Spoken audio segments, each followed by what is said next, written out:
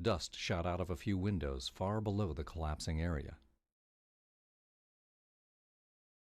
This dust is caused by extremely high pressure.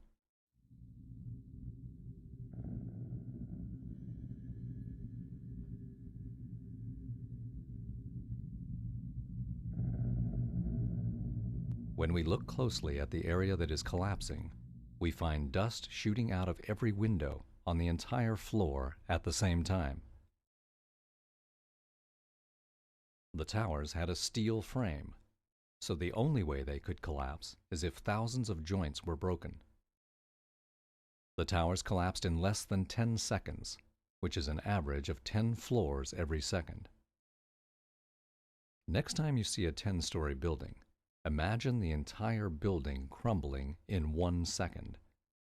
The only buildings that collapse this quickly are the buildings that are destroyed with explosives. We were told that the collapse began when one floor broke and the pieces fell to the floor below it.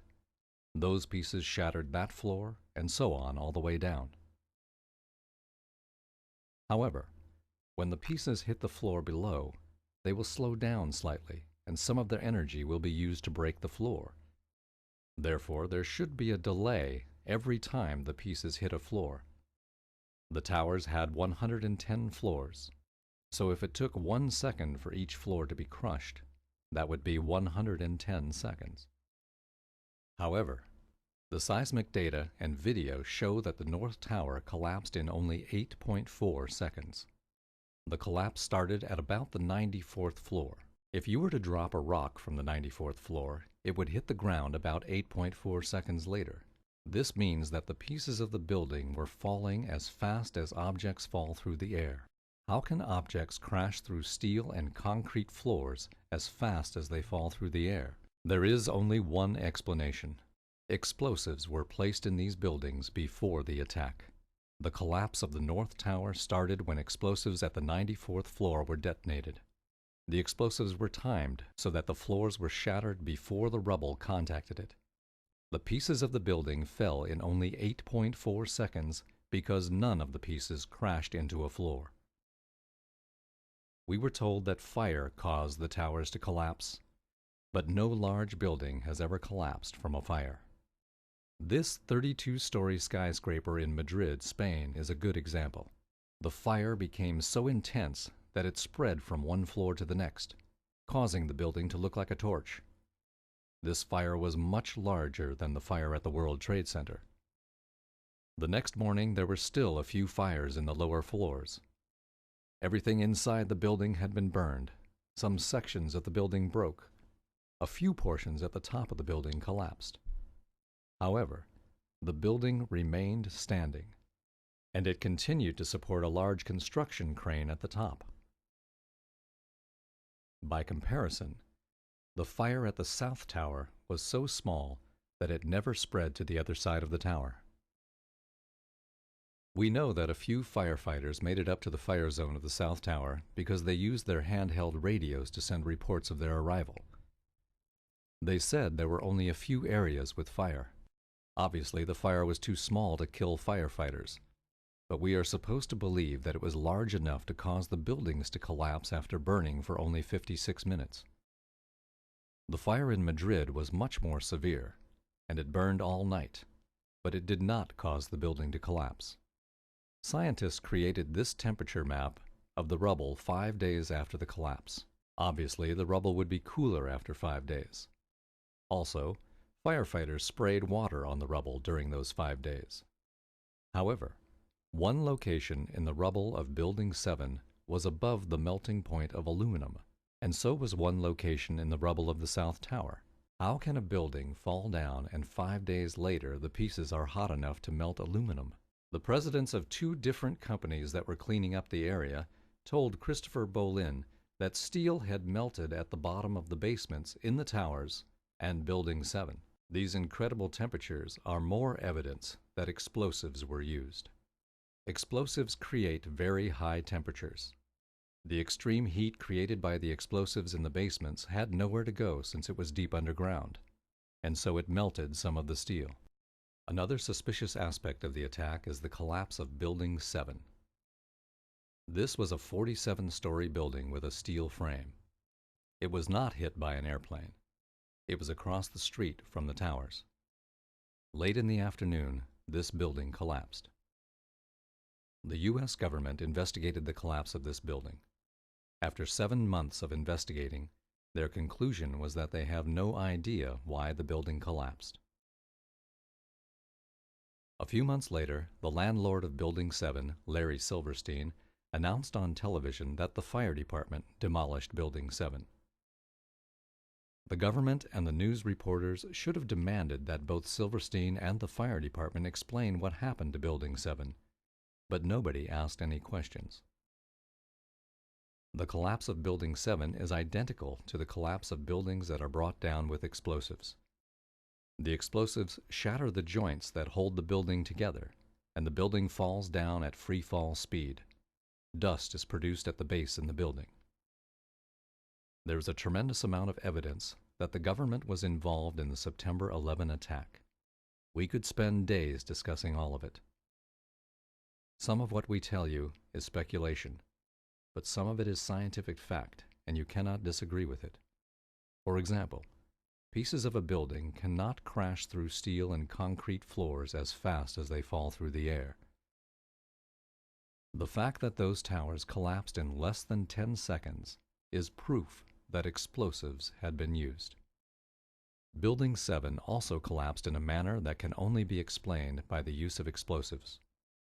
This is why the government says they do not know why Building 7 collapsed.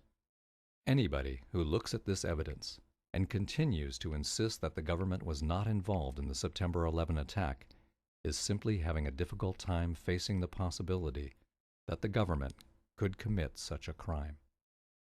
Another reason it's difficult to believe that the government created the September 11 attack is because none of the major news agencies are talking about it. Some reporters refuse to talk about explosives in the World Trade Center because they are afraid to expose the crimes of the American government. Another reason is that the television, newspapers, and magazines in America and Europe are controlled by a small number of people. These people prevent the reporters from talking about explosives at the World Trade Center. Instead of telling us about the explosives, they show us lots of photos of Osama bin Laden. This creates anger toward Arabs and fools people into thinking that the Arabs are responsible for the attack.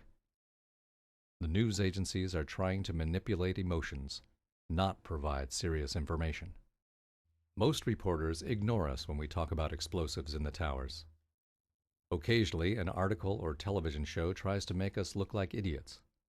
Already, 3 different television networks have criticized us. These television programs do not provide serious information to counteract our arguments. Instead, they use insults to make people laugh at us. This book, Painful Questions, has been available for almost 3 years, but it was ignored by the conventional magazines and television shows until Jimmy Walter began advertising it. This is a portion of one of his full-page advertisements. Here is how Penn and Teller introduced Jimmy Walter. And then there's this asshole. Man, that's way too soft. Let me try that again. And then there's this asshole. Here is how Penn and Teller described the book. He wrote a book called Painful Questions, an analysis of the September 11th attack. We show you the cover because if you ever see anyone carrying it, push them down a flight of stairs. Popular Mechanics refers to us as liars.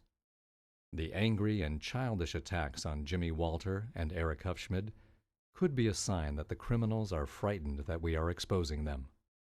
However, when a criminal tries to cover up his crime, he runs the risk of releasing more information about himself. These television programs and magazines can help us understand who is behind the September 11th attack and how they get away with these crimes. The executives of major television networks, newspapers, and magazines are involved in these crimes. They help cover up the crimes by ignoring important information and by insulting those of us who complain about the crimes. The news agencies that ignore or ridicule are identifying themselves as being either incompetent news agencies or as members of the criminal network. In either case, we should not purchase their newspapers, magazines, or television shows. We could use our technology to build beautiful cities for ourselves with advanced train systems. But we need better governments and better news reporters. We must also prevent the criminals from getting control of the 9/11 organizations. Eric Hufschmidt had been invited to speak at a meeting about September 11th in March 2004 in San Francisco. However, a week before the meeting, he was told that he was not allowed to speak. They did not explain why Eric could not speak. The criminals are trying to get control of the 9/11 organizations so that they can remove people like Eric Hufschmidt. They fool you into thinking they are on your side. However, they are not doing the research. Instead, they are trying to push researchers off the stage so that they can get control of the information you hear. They are trying to put all the blame on President Bush or Dick Cheney. They do not want you to know about the evidence that lots of people from several nations are involved, such as U.S. military officials, television executives, and some Israeli and British government officials. People often respond that they cannot do anything about this corruption because they are just an ordinary person of no importance. But everybody can help make this world a better place simply by showing these books, videos, and websites to your friends. So help us educate and encourage people. Let's make the world a better place. The entire top of the building just blew up. A second explosion and another explosion. We have a report now of a fourth explosion at the Trade Center. There has just been a huge explosion. It almost looks like one of those implosions of buildings that you see. We heard a very loud blast, an explosion. Not clear now is why this explosion took place. Do you know if it was an explosion or if it was a building collapse? To me, it sounded like an explosion. But it was a huge explosion. I saw the two buildings. I'm thinking it was a bomb because two of them. This is actually, we believe, debris from one of the planes that hit one of the towers on the World Trade Center. The FBI is here, as you can see. They had roped this area off. They were taking photographs and securing this area just prior to that huge explosion that we all heard and felt. We made it at least 2 blocks, and we started running. Floor by floor, it started popping out. It was if they had detonated. Yeah, as if they were planned to take down a building. Boom, boom, boom, boom, boom, boom, boom, boom. All the way down.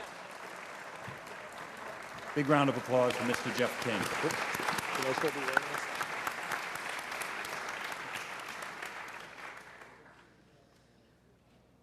Okay. I studied physics at MIT. I did electrical engineering for about 8 years. I've had quite a bit of practical engineering experience. When I first saw the collapses, I was absolutely convinced that they were not spontaneous. One of the first things that I did was to speak with one of my patients, who is a retired Army Corps of Engineers fellow who's done a lot of demolition and construction. Showed him some of the public source videos that are available of it, and he immediately pointed out that there were squibs, which represent little puffs of smoke essentially coming out of the buildings initially, which were clearly a sign of controlled demolition. He had no opinions beyond that, but he said without doubt that it was a controlled demolition. That sort of set me on the path of continuing to examine it and trying to gather as much evidence as I could. And the question I pose, what don't we know and why don't we know it, is sort of addressing the fact that at this point we still do not really have a meaningful explanation for what happened to the buildings. We have had several studies at this point, which I will go into, as to trying to determine a plausible scenario for the collapse. As of this point, none of them have presented us with anything that I think could be reasonably called a convincing and detailed account of why the collapse has occurred. And the question that's been addressed previously, the enormous destruction of physical evidence, as Chris was saying, the site was scrubbed very thoroughly. Out of the entire mass of the buildings that were destroyed, the National Institutes of Standards and Technology, who are now doing the ongoing investigation, managed to save about 240